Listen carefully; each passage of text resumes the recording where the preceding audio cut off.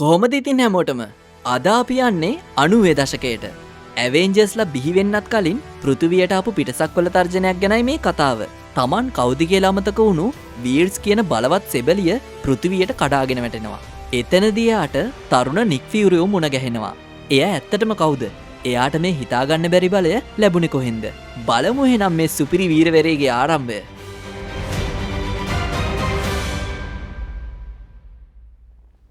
කතාව පටන් ගන්නේ 1995 අවුරුද්දේ ක්‍රී අධිරාජ්‍යයේ හාලා කියන ග්‍රහලෝකයෙන්. මෙහි ඉන්න වියර්ස් කියන සටන්කාරියට තමන්ගේ අතීතය ගැන කිසිම මතකයක් නැහැ. එයාට නිතරම පේන්නේ අමුතු හීන වගයක් විතරයි.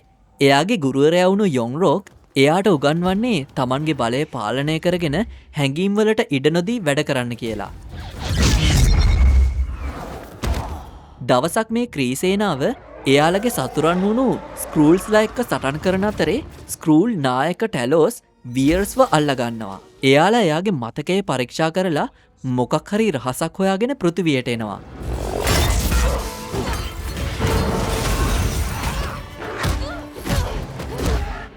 වියර්ස් එතනින් පැනලා ඇවිත් ලොස් ඇන්ජලිස් වලට කඩාගෙන වැටෙනවා.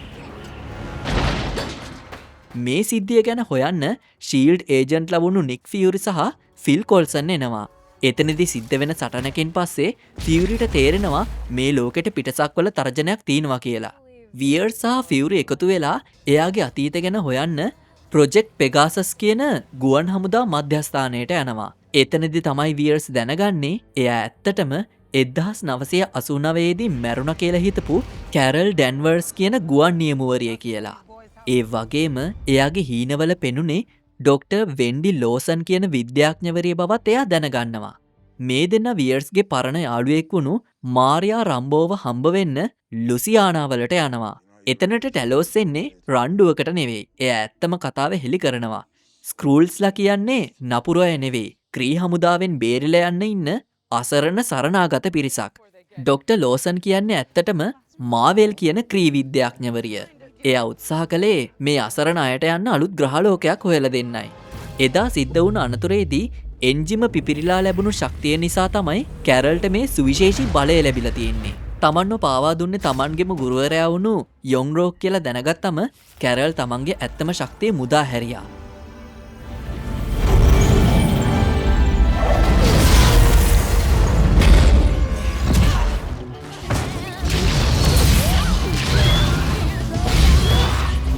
එයා තනියෙන්ම ක්‍රී හමුදාව පරද්දලා එයාලව පන්නල දැම්මා. මේ අතරේ ෆියුරිට ගූස් කියන බලලව මුණ ගැහෙනවා. හැබැයි මෙයා සාමාන්‍ය බලලෙක් නෙවෙයි. අමුතු පිටසක්වල සතෙක්.